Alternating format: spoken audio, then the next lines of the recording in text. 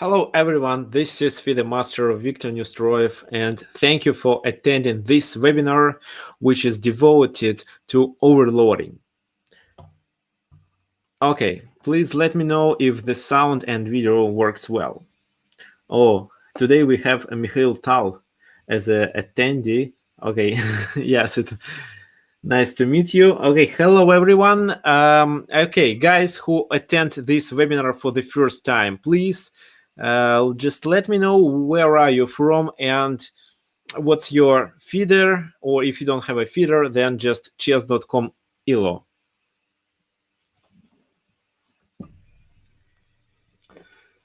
Okay, so while you are typing it, I'm going to share something.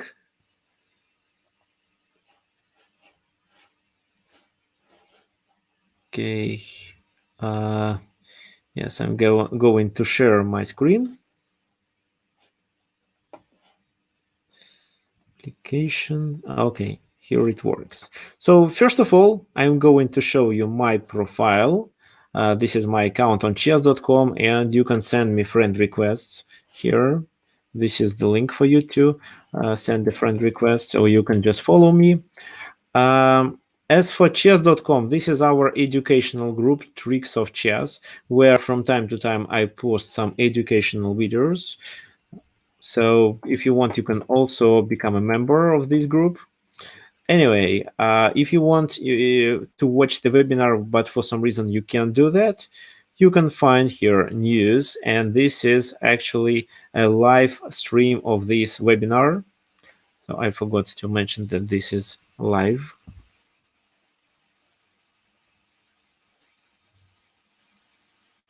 And you may see that this is the video that you can watch. You can also find it on my YouTube account, and I kindly recommend you to subscribe to it. Actually, that was a link. This is the link to my YouTube account. If you want, you can subscribe, and I'm planning to release at least 2 videos per week in the nearest future. You can also find my other webinars that I conducted. Here there is a playlist that is called webinars, and if you, for example, are looking of how to improve your ability to play in on some concrete topic, you are likely to find it here. Okay, fine, I'm closing it. And finally, this is the link to my website, where I recommend you, of course, to attend it. And I'm sure you've been there. You can find my courses and blog. My blog, this is, I think, 2 main pages: online courses and blog. Okay, fine. Let's get back to our today's class.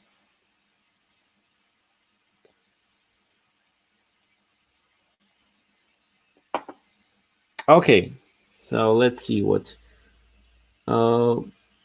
So Bill from San Antonio, Texas, Robert from United States, New York, Chris from Spain, Velimir from Serbia, living in Austria, not Australia, Austria, with LO 1300. Okay, good.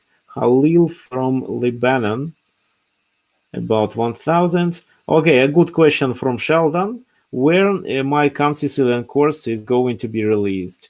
I think, no, everything is done. It's already prepared, and it's gonna be published soon, but I think it depends on the organizers of this educational platform. So maybe it takes about a month. I believe not more. Ersin from Germany, and also amateur Robert is 1800. Okay, and of course Lukasz from Poland with almost 1900, and Mikhail Tal. Okay, I was expecting Mikhail Tal to be at least 2400, or maybe even 26 or 27, but only 1400. No, okay, Sheldon, you will get it before before June. Anyway, I also want to ask you, Sheldon, when you want to have another class, because we didn't do it for 2 months. So you are missing my classes together with your friends who need. Okay, fine. If there is anything else that you want to ask me, you can. I'm joking about Tal, of course. Uh-huh. Okay, so today we are going to talk about overloading, or there is also a synonym that you may know. It's called overworking. Please let me know what do you know about this tactical motive and how to take the advantage of it, because this is our today's topic. So first I want to ask you, and then I'm going to tell what I think and what it's actually originally.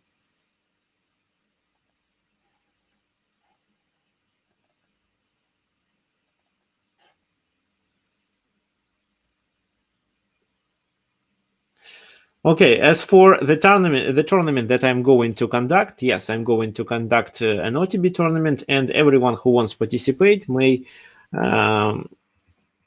email me at tricksofchess@gmail.com. It's gonna be OTB tournament, one game per week, and I'm going to start it, I think, in the first week of February.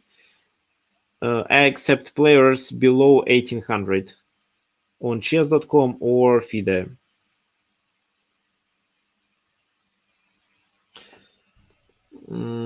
Of course, if you are not my student, there is a fee, which is not so big. It's only $5. And of course, the first prize is a money prize. Okay, as for overloading, Robert says that when one piece is guarding more than one piece, and we can remove the defender to attack a specific piece. Uh-huh.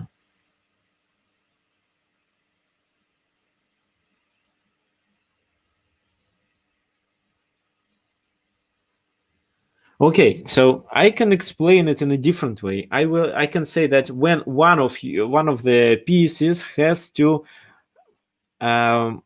complete multi-functions or multiple tasks, and if you distract such a piece, then you can take the advantage of applying a tactical strike that is related to the other defense of this piece.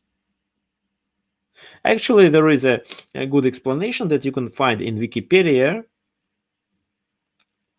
So when a defensive piece is given an additional defensive assignment, which it can't complete without abandoning its original defensive assignment. So, and this is the tactical motif that I really like. Okay. I'm going to free tournaments.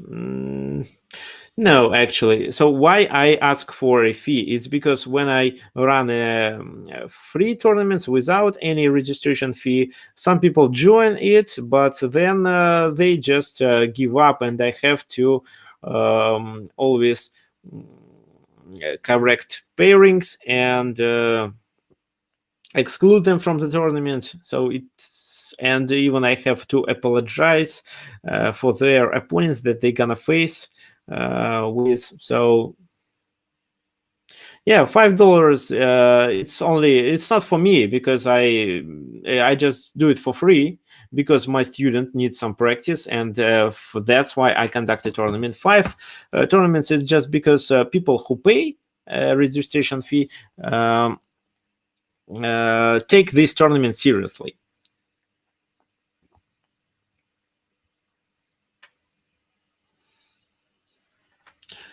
Okay, so overloading is a tactical motive that is very close to distraction, or connected to distraction. And I'm going to show the example of this tactical motif in a game that happened between Mitchell Krasinkov and Anatoly Karpov. Actually, I played against Mitchell Krasinkov and I drew against him. So in this game, he was playing as white pieces with white pieces. And what do you think? What do you think black played in this position? It's black to move.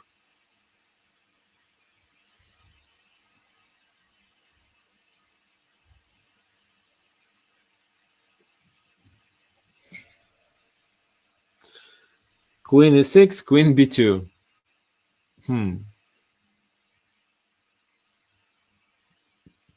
Any other suggestions?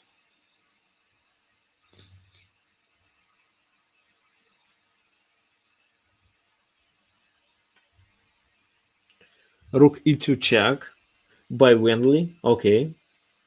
Rook e2 Mikhail Tal.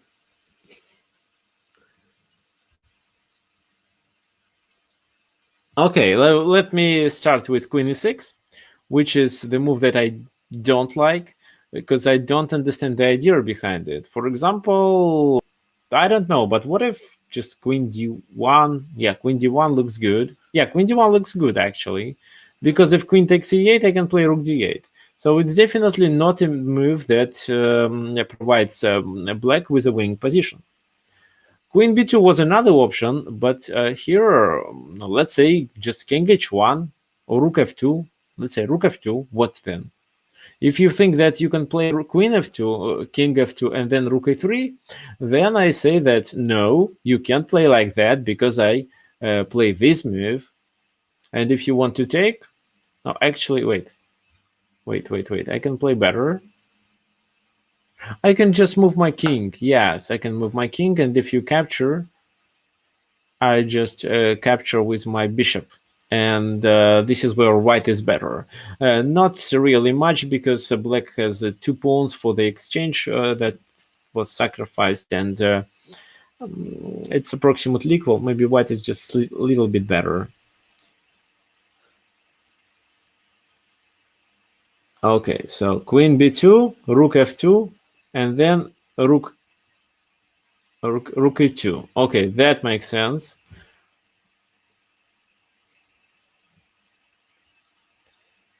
However, I don't think it works. What about something like that if I sacrifice? King takes, then rook f5, and then queen e8. Oh no, queen e8 cannot be played. Queen c4. If king goes to g8, then just queen c4.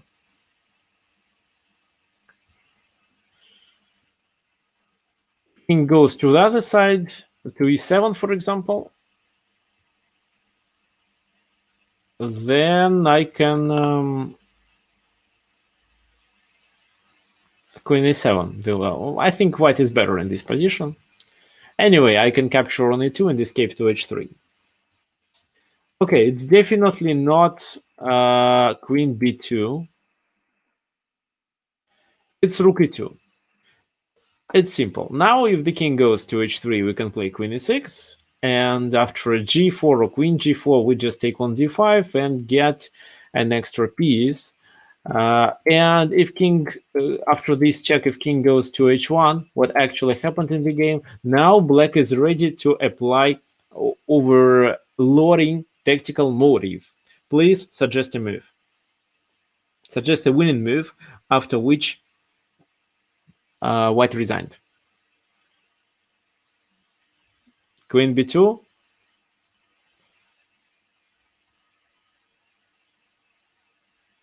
Queen b2, rook h5, if I want to protect on h2.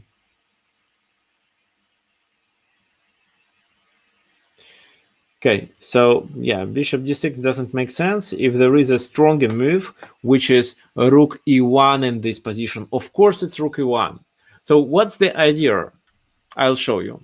First of all, this rook has to protect on f3. Second, it has to cover the back rank.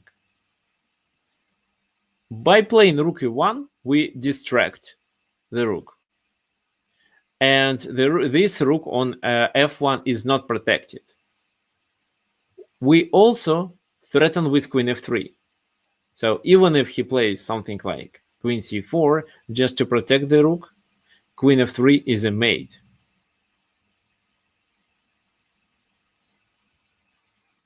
If he takes, it's still a mate because of our queen and bishop. So by playing rook e1, we are threatening to take the rook and to take on f3. Something like queen to d3 would help, but unfortunately the queen can't go to d3 in this exact position. So maybe the best idea is to play maybe this move, I don't know, but then just rook f1, king takes f1, and after queen e3, the game is over, this rook is hanging, and that's all. So here, the rook on f1 was overloaded, and after playing rook e1, we distracted it to be able to play tactical strike.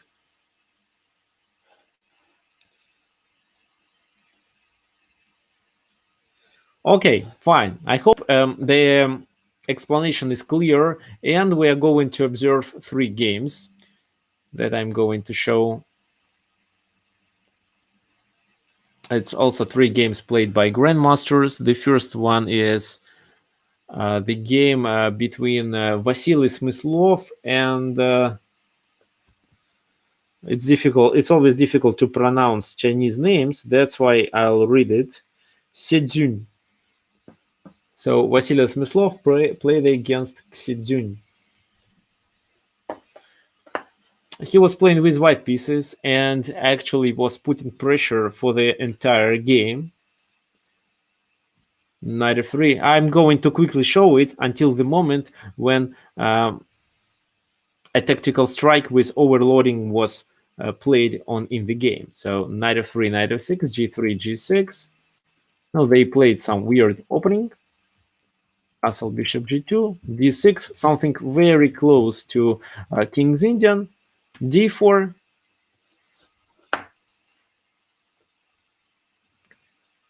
knight bd7, knight a4, oh sorry, castle e5, and after d takes e5, what do you think black should play in this position?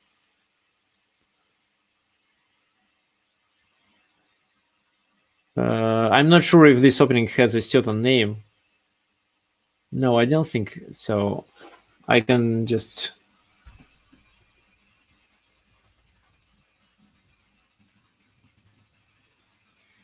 I can check. It's called King's Indian Fiancetta without c4. Yeah, so...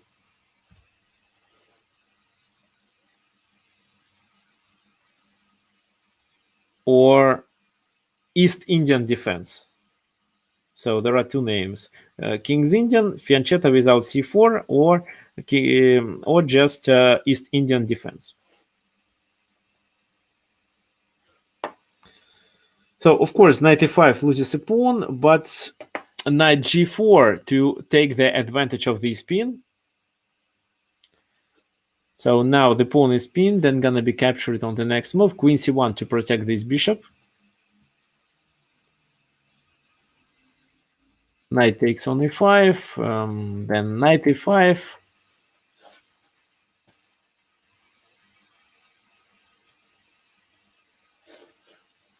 Knight takes e5, and this is where he plays f4, which was a kind of a novelty when they played. Knight g4, trading the bishops, h3, knight goes to f6, and finally e4. And this is where we can say that white is better.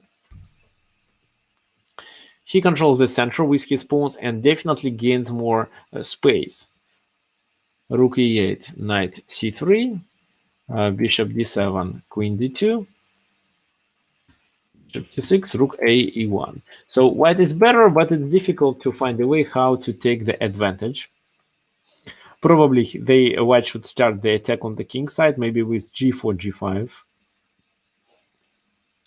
King g8, king h2, prophylaxis, a5, a3. The idea of a3 is to stop, to prevent a4, because in such a case, just b4 can be played. Knight d7, Rook e3, knight c5, b4 chasing the knight, then knight goes to the edge of the board, and then what do you think? What should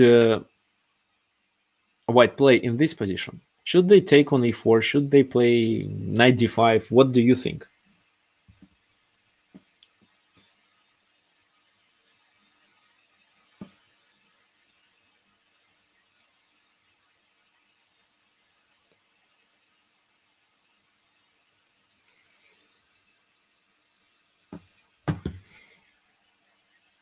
Knight d5, please explain. Or knight takes knight.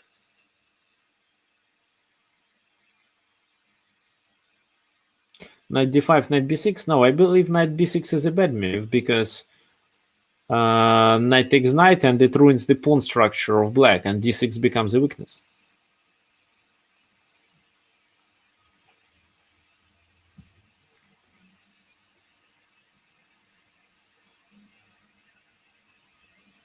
Yeah, knight d5 can be played in this position, definitely, but white decided to play knight d1. Who can explain why? There is a strategic explanation of such a move.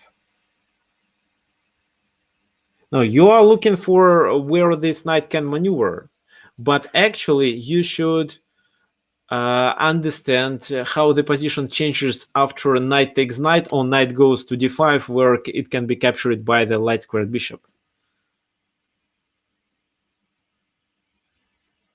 Knight b5 is not winning the piece. B5. Okay, good question by Sheldon. So you mean b5 to gain a piece? Even if bishop d7 is played, you don't gain anything because the a file is open.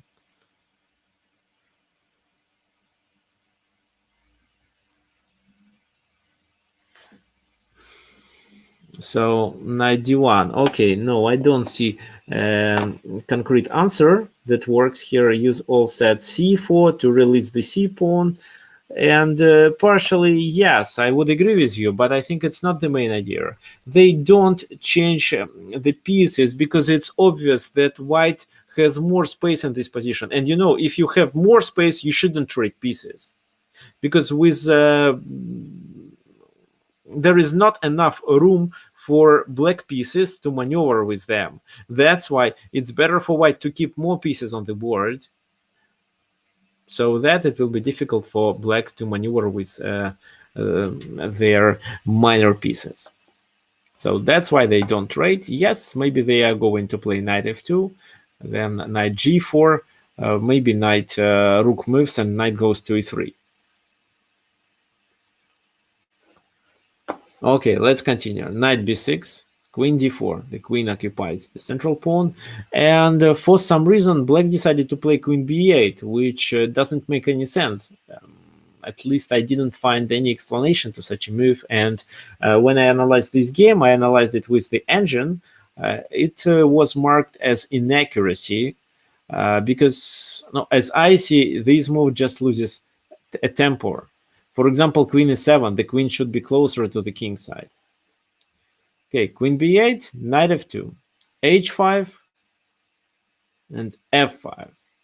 Maybe not the best move. If I were white, I would play g4 to try to open the position, and maybe in case of h4, g5, and only then f5. However, Vasily Smyslov at this game played f5, queen d8, knight goes to d3, queen e7, f takes g6, f takes g6, rook f6 attacking on g6, king h7, knight e4, the pawn is hanging, and then queen g7, so that this pawn on g6 cannot be captured. For example, if in this position a knight takes on g6, how would you play as black? Okay, Inesh, what do you mean? Do you mean that black should double on the a file or what?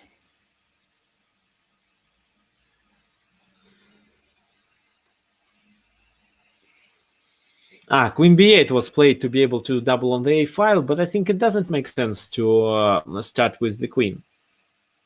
Yes, I see. So what happens in case of knight g6? Queen f6? No, the pawn is the rook is protected by the queen on d4.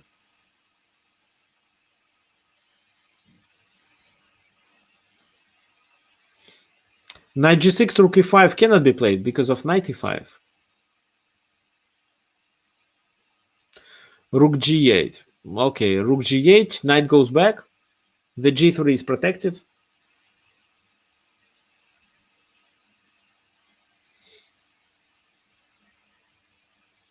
Knight g6, h4, just knight takes h4.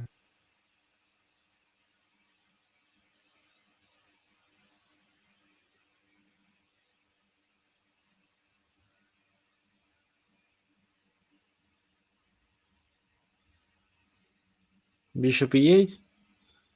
Bishop e8, knight goes back to f4. No, guys. Okay. So the rook is the defender of that knight. What to do with that rook on f6 to be able to capture the knight for free? Yeah, so not king d7, but knight d7, right? I agree with you. So if now knight g6 is played on the board, just knight d7, attacking the rook has to move, after which the knight is lost. So anyway, at least this is how white loses the exchange.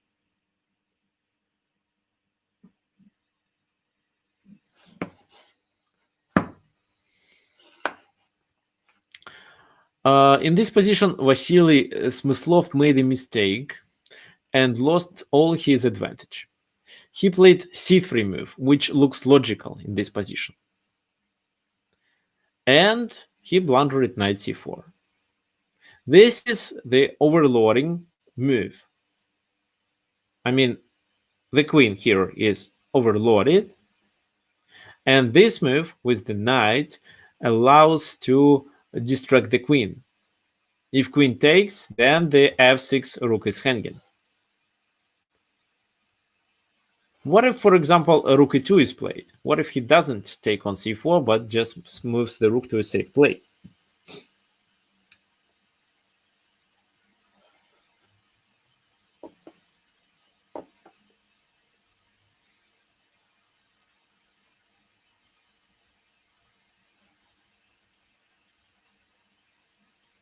No, knight e5.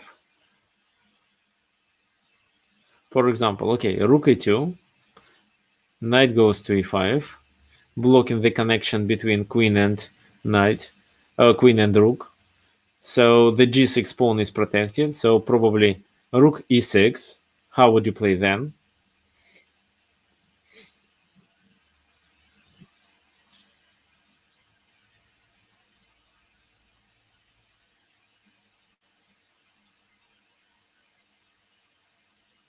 Knight g4, what's the idea of knight g4? I think this move doesn't do anything.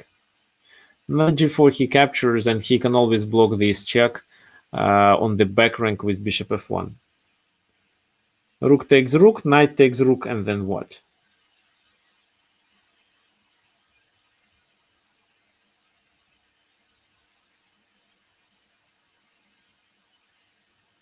Rook f8 followed by bishop. No, rook f8 maybe. Rook f8 maybe is not the best move, but okay.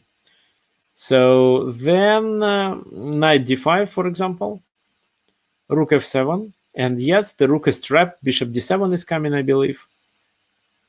Knight d5 is played to be able to continue with rook e7 on the next move that forces the trade of this rook. So rook f7, and black is better. However, in this position, I also suggest h4. Who can explain the idea behind h4 move?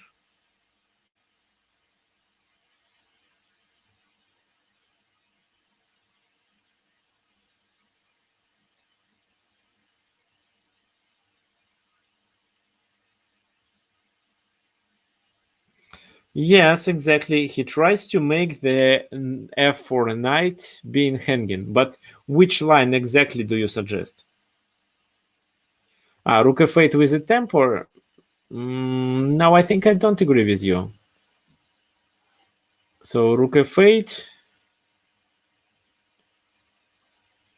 Then what can I do?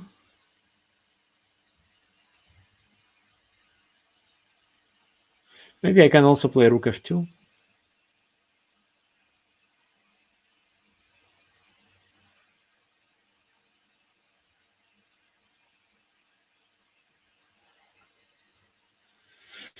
And the bishop d7. Okay, no. In this position, I think there is a better move. It's queen f7, and this is double attack. We want to capture here and also to gain a piece by playing rook. Yes, rook a6. That's right. Yes, exactly, guys. You are correct here. Okay, let's go back. So rook e2 wasn't played, and instead of this position, Vasily Smyslov decided to play queen c4 and play without exchange. b5, bishop d7, knight d5, and here it was played queen g7 move.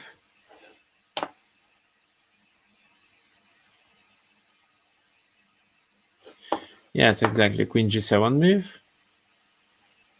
Queen takes c7, and rook f8 first. Oh, bishop b5 was a blunder because of knight f6. The queen is pinned. So that's why rook f8 first. Queen d6, bishop b5 now. e5. How would you play as white in this position? Oh, as black, sorry, after e5. Yeah, so he captured a few pawns and almost recovered the exchange.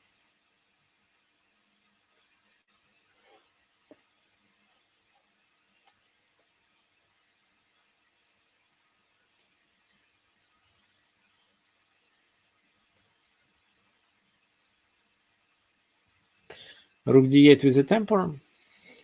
Then knight f6 check.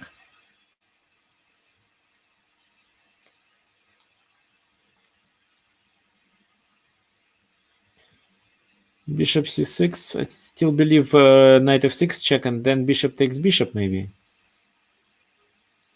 If it's not too risky. Well, bishop c6, what's the idea of such a move? What if I just... I really want to make this check, so king goes to h8.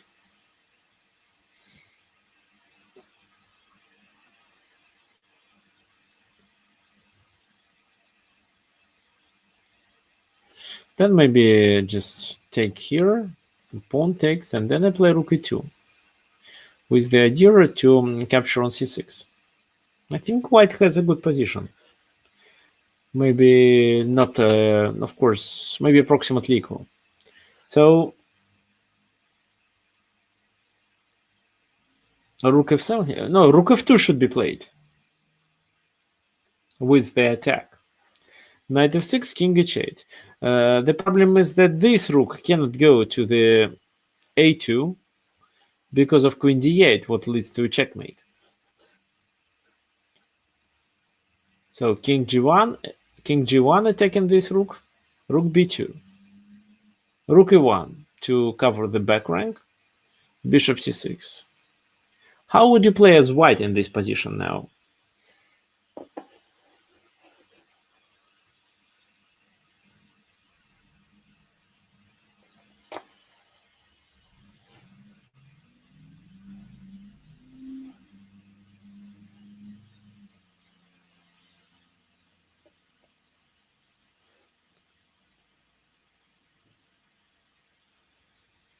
Bishop takes bishop, pawn takes bishop, queen takes pawn.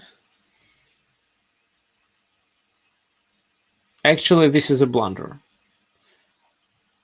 Oh, okay, so yes, bishop takes bishop can be played, but after queen takes on c6,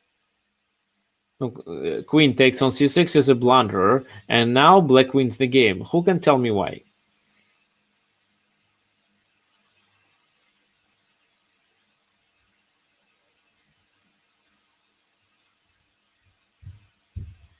Yes, it's because of queen a7. Queen a7, king goes here.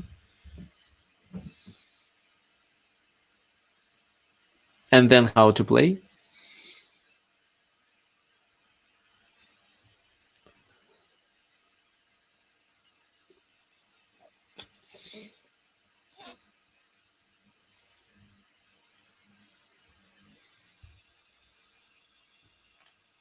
Rook h2, what's the idea of rook h2? Rook h2 doesn't work. Rook h2, king h2.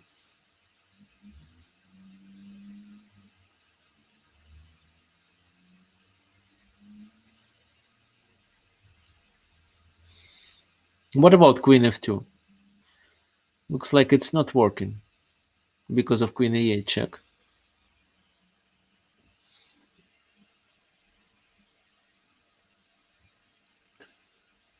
Rook h2 followed by queen e2 is faced with queen g2 every time.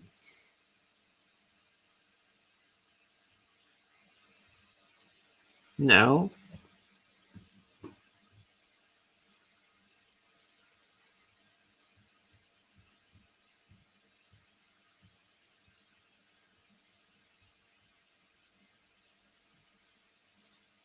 maybe rook d8?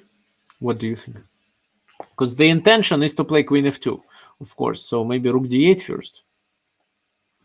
How to play? Then queen f3 can be played.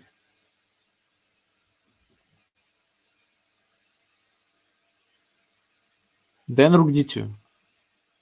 Yeah, this is a winning move. And then rook h2 threatens the checkmate. So queen e3 in this position, check. He goes there.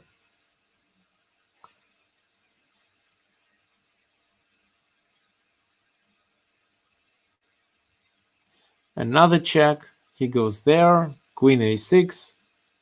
And the game is over.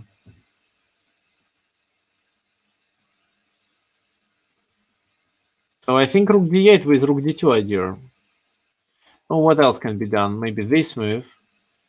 In such a case,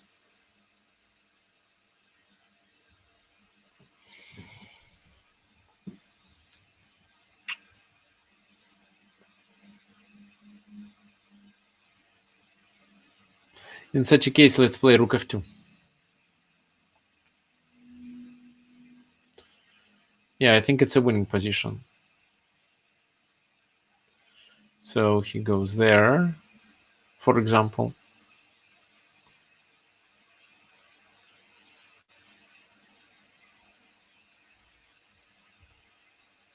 Then we go there to a2. So our rook is not hanging. What can be played? Queen b6 probably. This is a mate, of course. Of course, this is a mate. Yeah, so it's a winning position. Okay, so the question is also why not to play queen e2 here? Queen e2 in this position. Oh, for some reason I didn't like this move. I think it's because of queen f3. And after this check, king goes there, and how to win? It's not a winning, no more checks. But if the rook is on the second rank, it's a winning position. Okay, fine. So bishop c6, b takes c6, and in this position, not queen to c6, but something else should be played. For example, queen d4 looks quite solid. Yeah, that's fine. I think the position is equal. However, Vasily Smyslov in this position played bishop f1. And that was a critical mistake that cost him a game. Queen f7. Now c4. Rook goes to the second rank. Why queen f7 was played? It's because he wanted to vacate the g7 square for the king. Queen d4. Rook goes there, threatening a checkmate. Well, then after rook e4, the game is over. So, for example, after knight d5, what do you think we can do?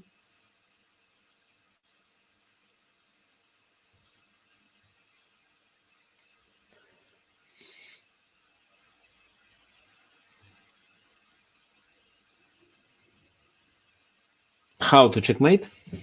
Queen f3, you think, or what? Bishop d5? Bishop d5, maybe queen takes... no, c takes d5, of course.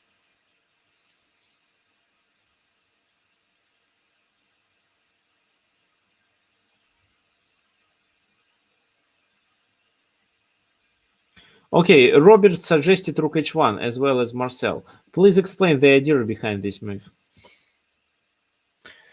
I think queen f3 isn't good because of e6, some kind of a discovery check. Then there will be several checks that white can deliver. So I'm not sure if queen f3 really wins the game here. There is a much better move. So we are now calculating the line. This king has to take. Okay, what then? Queen f3 check. All right, the king has to go back. And this is where we may play queen g3 and then checkmate on h2. So I'll show you. Rook h1, king h1, queen f3. It doesn't make sense to block. It goes back. Queen g3, king h1, and queen h2 mate. No, rook h2 mate. Doesn't really matter which piece. Instead of knight d5, he can also play knight e4. This is another move that also doesn't allow to save the game. But why? Who knows?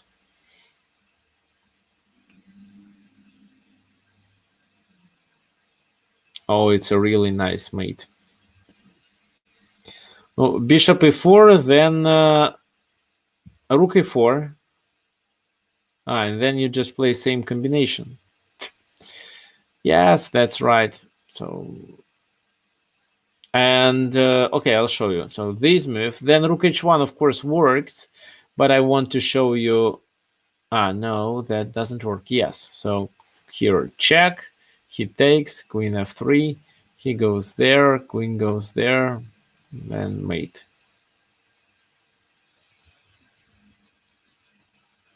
What if after bishop e4, e6 is played? How would you play as black? Because white gonna win the queen. Queen f1? Queen f1. Yeah, at least queen f1 works. Queen f1 doesn't work because of the king being under a check. No. The king is under a check, please. Pay attention to your king safety. Just king h7 wins, because if the queen is captured, rook h1 is mate. Right. So knight e4 doesn't work. What else can be played? Rook e4, the move that was played in the game. Bishop e4, queen e4, then two extra exchanges. Rook goes here, queen d4, king goes there. Then b5. What's the idea? So if they take on b5, what black wanted to play in this position? Who knows?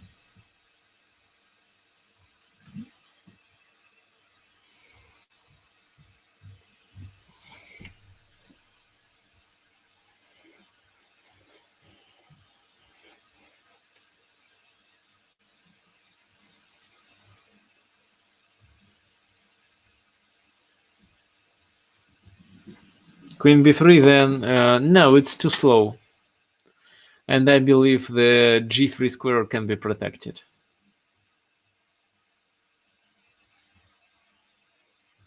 Or white can continue with checks like queen b7, something like that. No. Yes, after c takes b5, just queen a7 is enough to win. Then rook moves, and this is a discovery check, which also is a checkmate after rook h2. c5 was played instead. Rook takes f6, e takes f6, queen f6 to avoid any complications. Then queen f2 is a threat, bishop e2, but black wins because he just promotes. While if c7 in this position, just queen b6, and this is how we gain the pawn and promote our pawn on the b file. All right, so here the key idea was of playing knight c4. At this moment, this queen, the queen was holding the position, and knight c4 forced it to get distracted from its position, because if not, otherwise the knight can move to e5 and break the connection between queen and his rook on f6. So this rook on f6 was likely to be lost anyway.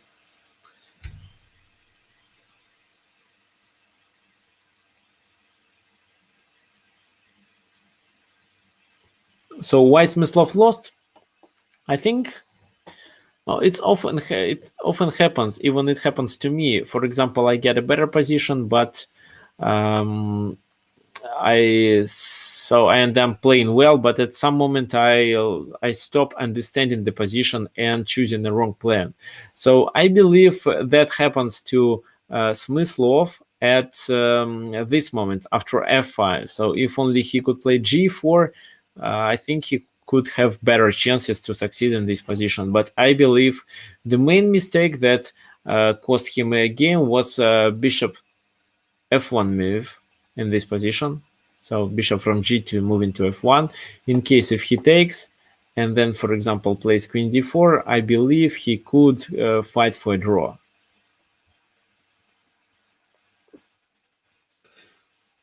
Okay, fine. So let me close it because I have two more games to show you.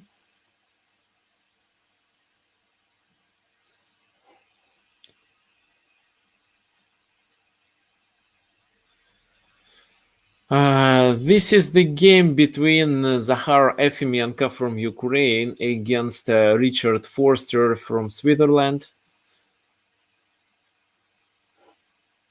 Now let's look at this game. e4, c5, knight f3, d6, d4, c takes d4, knight takes d4, knight f6.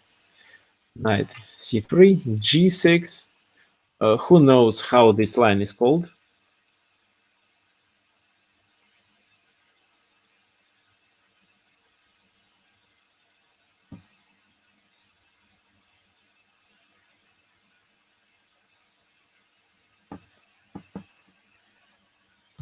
Yeah, it's not an accelerated dragon. It's just a normal dragon because the pawn is on d6.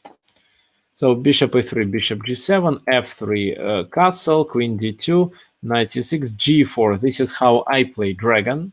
So in this position, there are three moves that can be played. It's bishop c4, castle, queen side, and g4. So I play g4. It has some pluses and minuses, but actually this is a really strong move. And there is no much theory behind this line. So how do people play? Usually there are two good moves for black. One of them is knight d4, the other one is knight e6, allowing white to capture on e6. But in this game, black decided to sacrifice on g4. F takes g4 and knight g4. So the idea is that this is how black ruined white's pawn structure and at the same time make the king weak and thinking about the attack of this king. What do you think white should play in this position if you are white?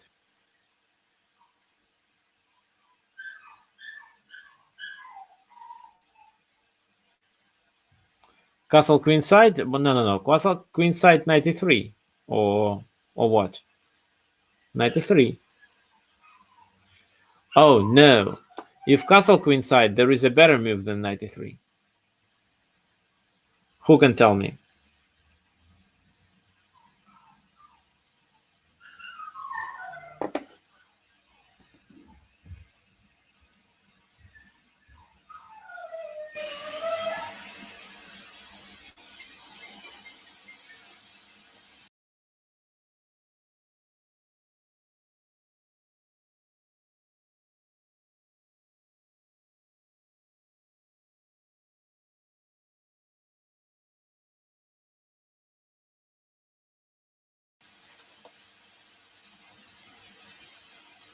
Okay.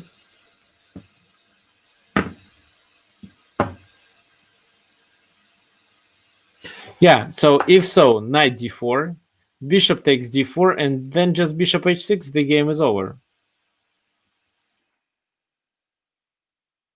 So here you also mentioned this option.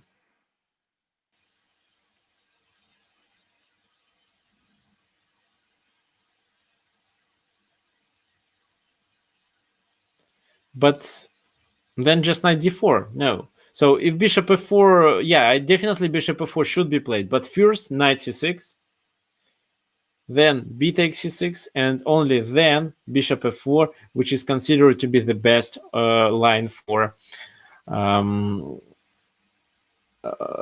white in this position. So, for example, rook goes, or queen b6.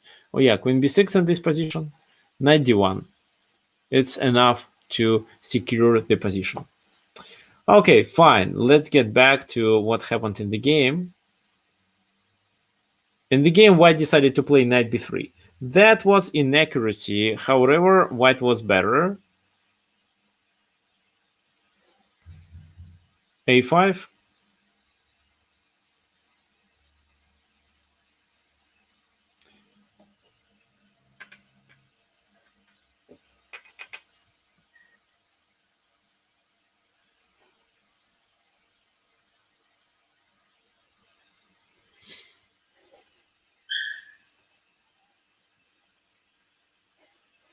So a4 to stop a4 by black.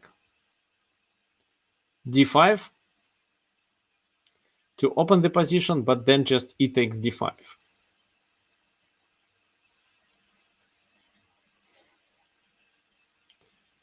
So knight b4 trying to attack the pawn. And now bishop f4.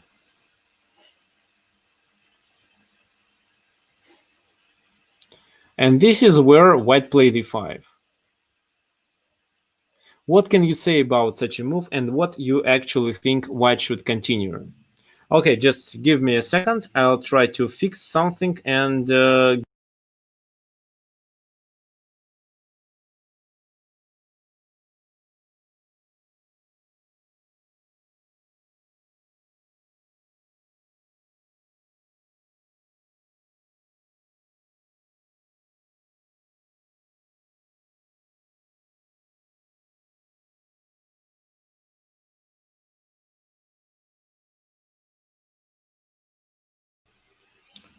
okay, I'm back. Sorry.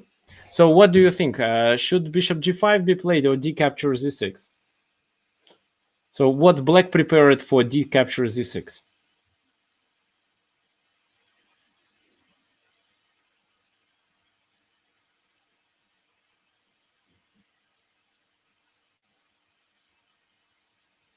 Rook e8, queen d2. Now queen d2 simplifies the position, just king d2. No, it's queen h4. And after bishop g3, just queen f6. And it's quite risky, especially it's risky to take on f7. It opens the king.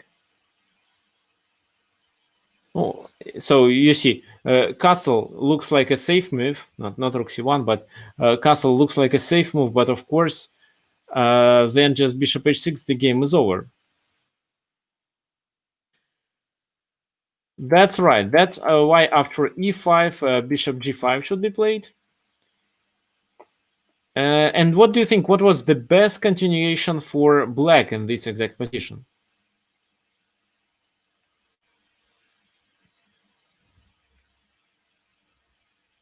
Queen b6? No, I don't know about queen b6. I think it doesn't do much. Just castle queenside in such a case, maybe. Okay, so bishop f6 was played in the game, but I think that something like knight c2 is better to play. King, no, if queen takes, then queen takes bishop. It's in black favor. If king goes to d1, then bishop f6. And if now bishop takes here, we have knight e3, intermediate check. So now none of these knights can be taken. King goes to c1 and queen f6. And this is where black can be better. Wait a sec. Maybe in this position we don't need to capture here, but we may take here. Because after bishop d8 we have knight b3, which looks good. Right. This is where black could be better. Fine. So anyway, bishop f6 was played. They take, then queen f6, and white castled queen side, allowing black to play knight f2 and gain the exchange. Bishop b5, knight takes h1, rook takes h1. Okay, please tell me, how do you evaluate this position? Who is better and why?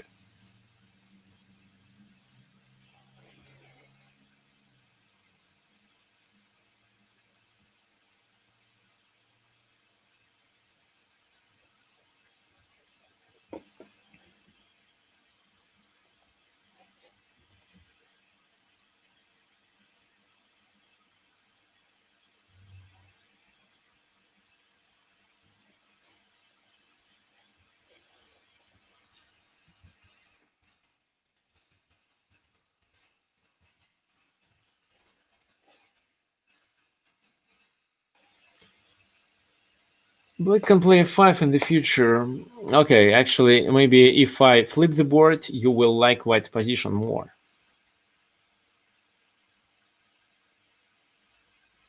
Yeah, h2 is weak, but who cares? So I think white is better. Why? It's because of the d5 pawn. It's a passed pawn. And of course, we have two minor pieces. The bishop and knight for a rook and one pawn. Yeah, that's right. So, and because of the d5 pawn, I think the position is in white's favor. So rook fd8, rook d1, b6, to stop knight c5, d6, rook ac8, d7.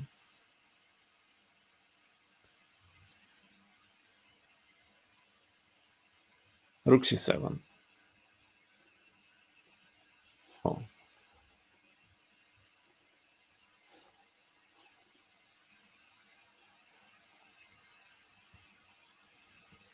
Okay.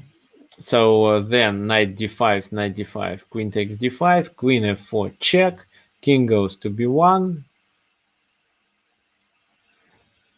and then e4. What do you think white should do in this position?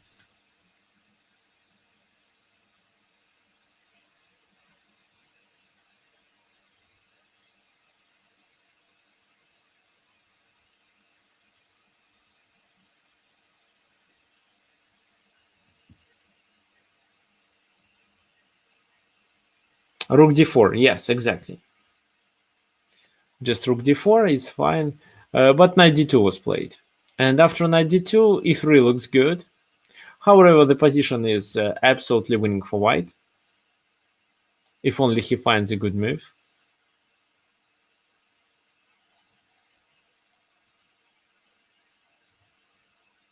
But he made a mistake, of course. He made a mistake that cost him a game.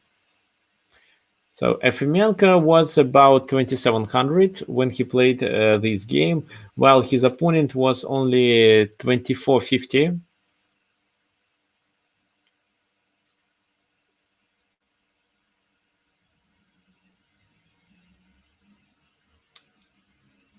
So which move should be played? Probably just knight f3 is okay. Knight e4, not knight f3, but knight e4 is good. However, he played rook f1. Okay, who can tell me what now black can play and where in this position you may find overloading?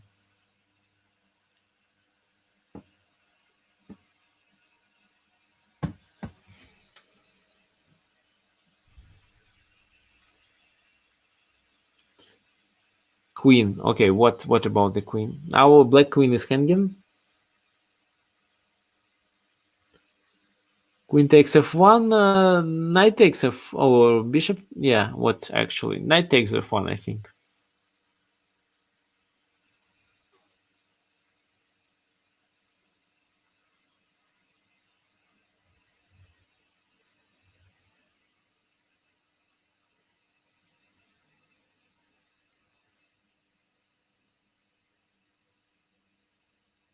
No, actually, if queen takes f1,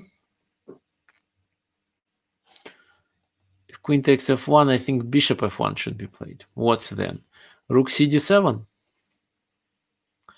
It's fine. I'll just move the queen.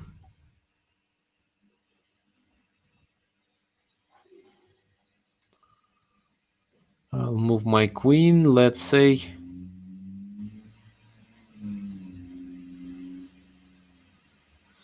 Actually, I don't like the position, so it looks like I have to sacrifice the bishop for that pawn.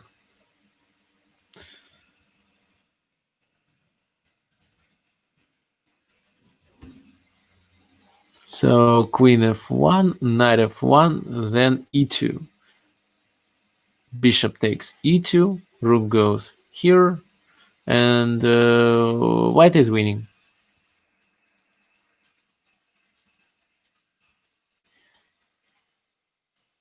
If you want to start with this move,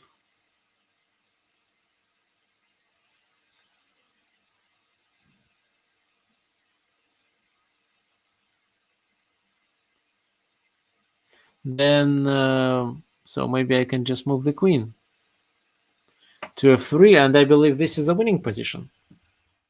So no, queen f1 doesn't work. Oh, okay. What else do you consider? What about rook c5? No, rook c5. I don't understand the idea, or just anything including queen c5. So rook c d7 is the best answer here. Why? So this rook distracts the bishop. So the bishop here is overloaded. It has to do several tasks simultaneously.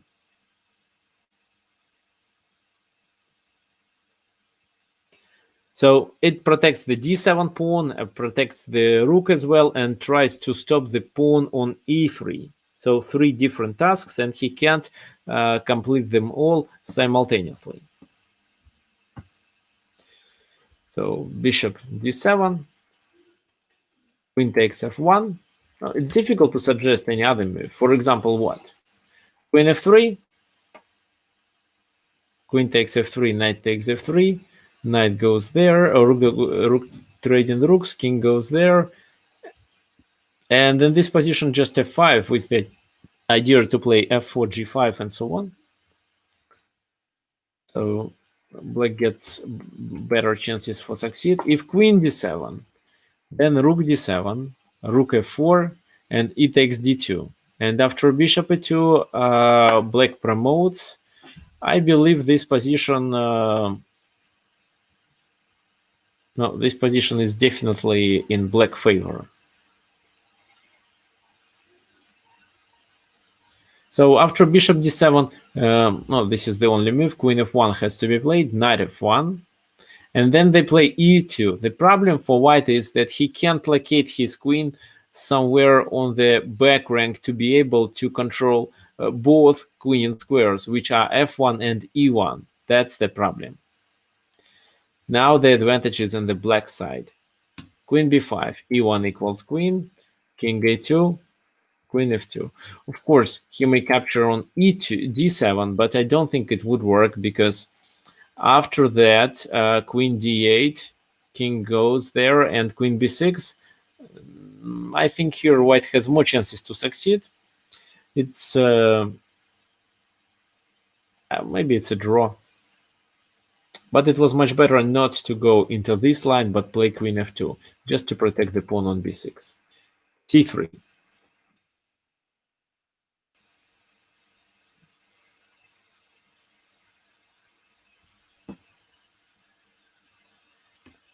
h5. Now knight g3. This move was actually a mistake, so they allowed to capture the pawn on h2. The idea was just to activate this knight. Finally, it goes to e4. But what then? For example, at least king g7 move could lead to a much better position for black. But queen f4 was played, not a big problem. Bishop c6, h4, queen b6, rook goes to the back rank to control the queen square, queen e5, h3, queen e8 check, king g7, queen a7, h2. Here, queen f2, but of course it doesn't work. Which move black can play in this position? What do you think?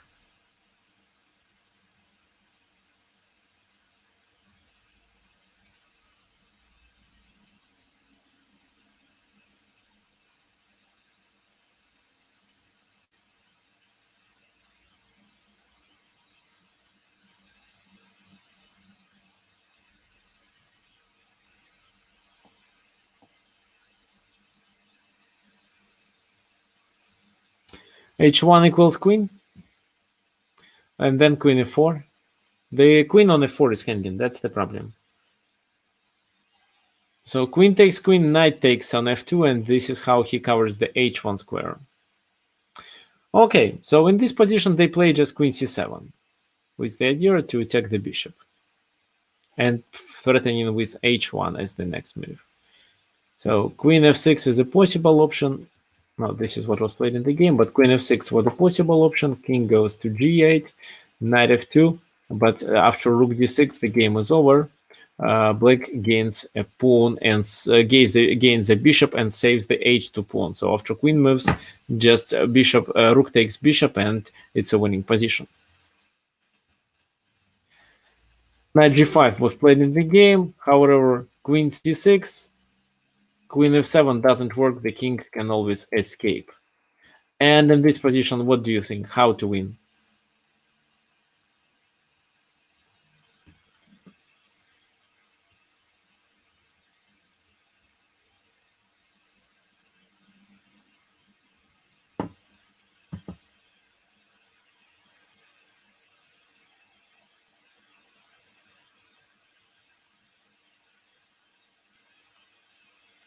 Queen b6? I'm not sure about queen b6 because blue white can deliver a discovered check, especially if h1 queen, then maybe knight e6.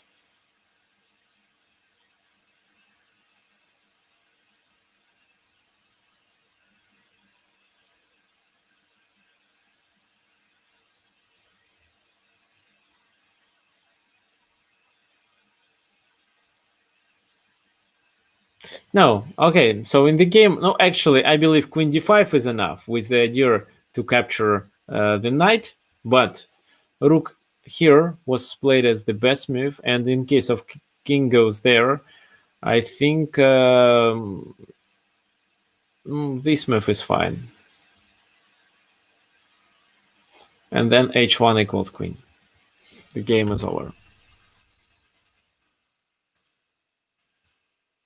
However, they resigned after rook e1. If king takes a1, then h1 equals queen. King goes up and queen d5 in this position, and with extra queen, of course, black is winning. So let's get back.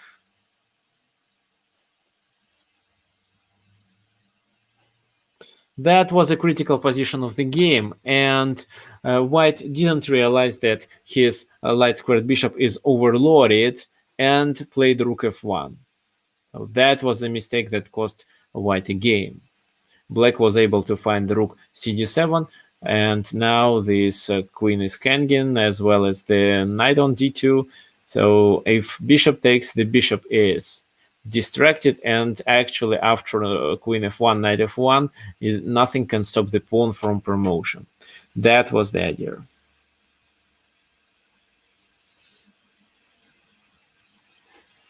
Can you take the knight before you promote? You speak about the endgame.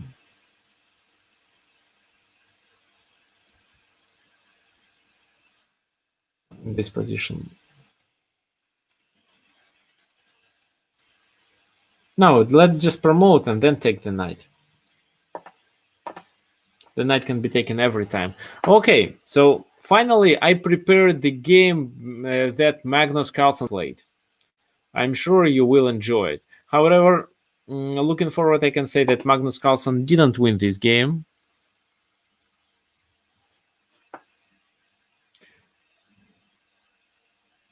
This is the game that Magnus played against Vasilios Katronius. It was quite old game, and Magnus was quite young.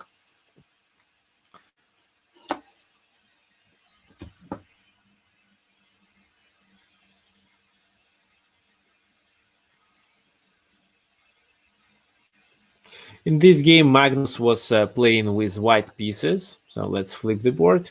E4, c5, knight f3, knight c6, d4, c takes d4, knight takes d4, knight f6, knight c3, d6, and then he played bishop g5, what is considered to be the main move. Oh, queen e6, queen d2, and a6. So it's quite similar to neither variation, but I believe it's more Cheveningen variation. Castle queen side, bishop d7, f4 to get the control over the center, b5. Now the main idea of white is to play e5 here. And this is where he takes on f6 with a bishop. Who can tell me why?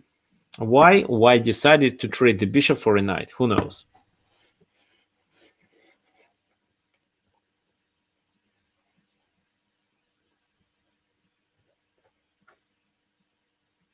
To double the pawns, but what if they capture with their queen?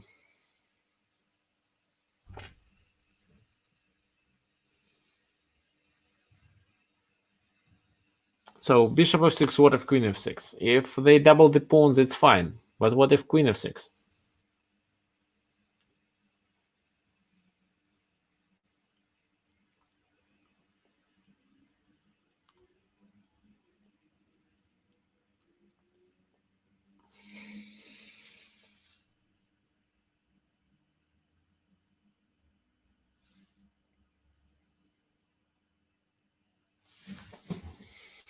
Okay, I'll show you. If now queen takes f6, then e5 can be played.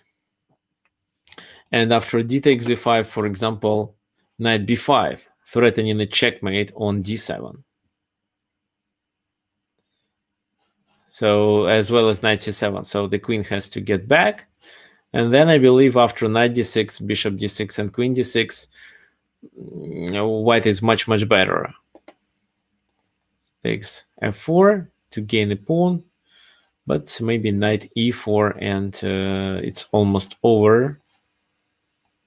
The queen captures knight d6, so it's absolutely a much better position. I can't say absolutely winning, but a much, much better.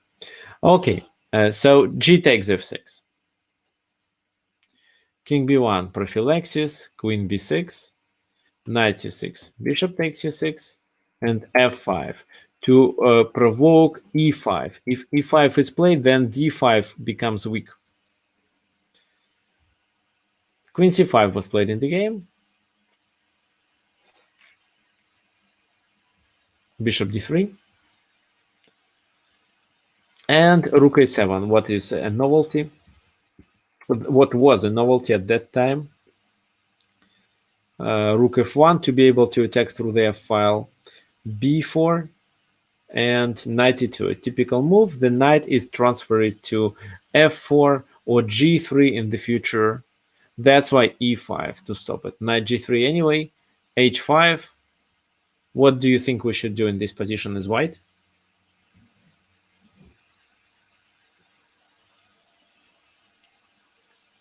h4? Yes, exactly. h4. The idea is to fix the pawn structure and then to attack h5 and just gain it for free. King e7, queen e2, threatening to take on h5. a5. Now, knight h5 can be played in this position, but then a4, for example, g4, and after a3, I believe black has a compensation.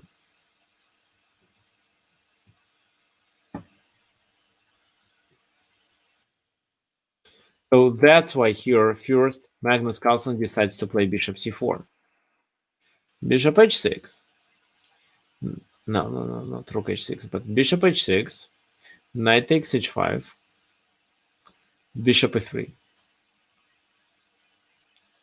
And now I want you to find which piece is overloaded and how to take the advantage of it. Like, imagine you are Magnus Carlsen. How would you play in this position?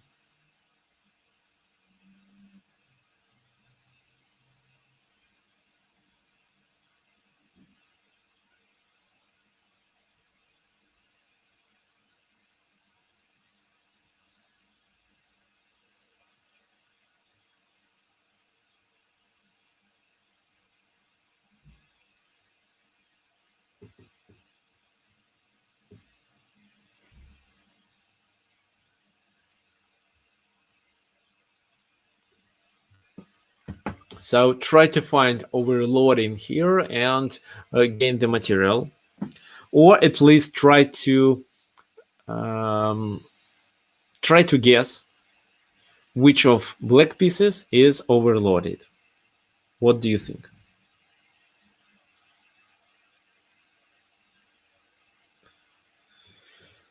Bishop d5, rook f3, what for? Oh, okay, yes, it's a queen. The queen is overloaded. How to take the advantage of queen being overloaded?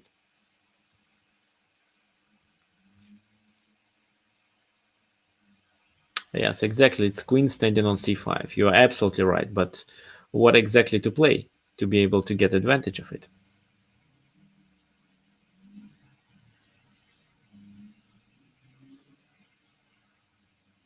Rook d6? Rook d6. I think king d6 can be played at least. Okay, I'll show you. So the first move. Okay, just let's wait for a second. Okay, Inesh is absolutely correct. First of all, knight f6. No, this is how we capture the pawn. We want to get the knight to d5 maybe. So they have to take if they want to continue the game. And then rook d6. Check. For example, if queen takes d6, then after queen e3, we threaten to take on a7 and to deliver a checkmate on g5. So he protects against the checkmate, but blunders the rook. After that, we have three extra pawns.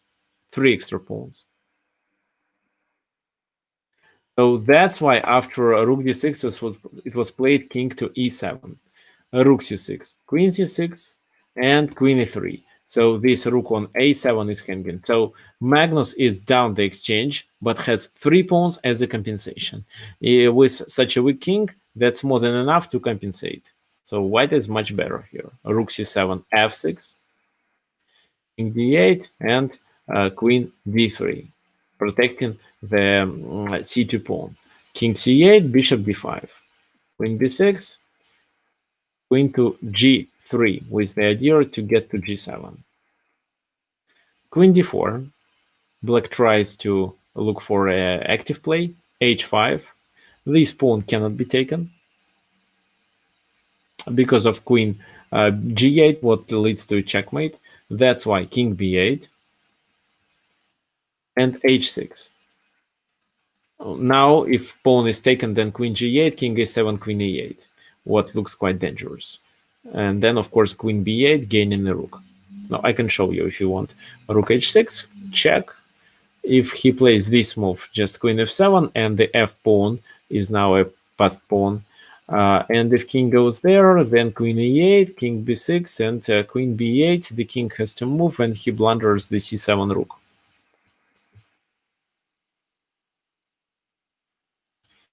So black tries to create a counterplay with a4,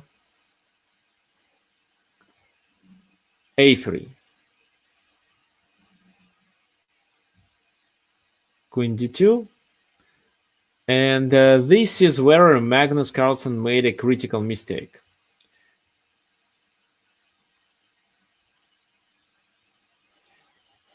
So rook c1 was a good move. And if, for example, queen h6, queen e5 is fine. B takes a3, b takes a3, queen e3, queen d6. So you see white has enough material to protect his king. If b takes a3 immediately, then just queen takes a3. If b3 in this position, no, then even c4 looks good. The position is quite safe.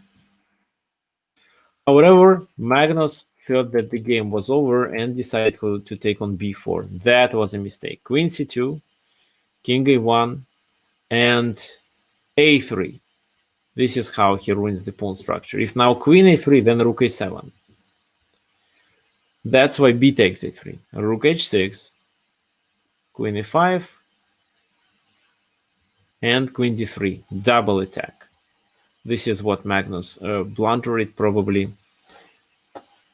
So queen e8, rook c8, he just decided to continue with a perpetual check and claim a draw after that. Now, looks like there is nothing he can do in this position after queen d3. For example, if he moves so queen e5, queen d3, so the rook is hanging. If he tries this move, he gonna be checkmated after a rook h1, king a2, or king b2, and queen b1. So what else to try? Maybe something like that. But then this move. And then queen b4 is enough. Then the other rook is hanging. So if white couldn't find this perpetual check, then he could lose the game. So, and his main mistake was just to take on b4 in this position. He took on b4. Instead, he'd better play rook c1. It was a very good but defensive move that could offer a winning position for white. Okay, let's now get back to the position where it was played knight f6. So it's here. It's difficult to notice, but still possible, that the queen is overloaded. It does many functions. It has to protect on e3, it has to protect on d6, and also the rook on a7 is in a bad position, what means that after any queen's movement, the rook on a7 is hanging. Also, white gets more space and his pawns are quite active, so that white may hope for a checkmate, especially after king goes somewhere closer. So, and yes, at this moment. So again, the queen is overloaded. It has to protect both bishops. That's why it makes sense to trade this rook for both bishops. And queen c4, of course, doesn't work in this position because of rook being hanging on a7. He has to play with the rook first. Okay, fine. So I hope you enjoyed my webinar. Today, positions were really difficult, and it was even difficult for me to find the solution in some of them. If you liked my webinar, I kindly ask you to bring your friends to these webinars. I don't have any ideas of the topic for my next webinar, but if you want to suggest something, you can do it by sending email at tricksofchess@gmail.com. The next simul will be in 2 weeks. And finally,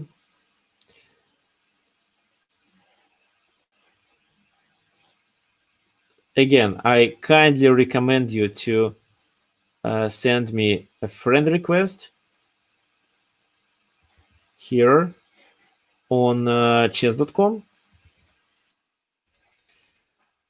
Also, this is our educational group where you may find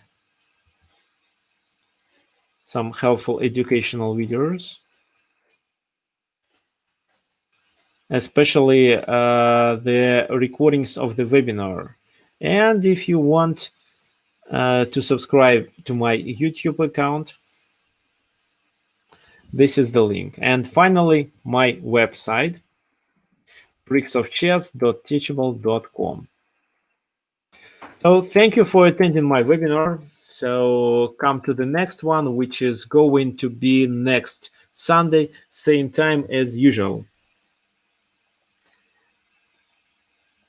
Okay, thank you and see you then.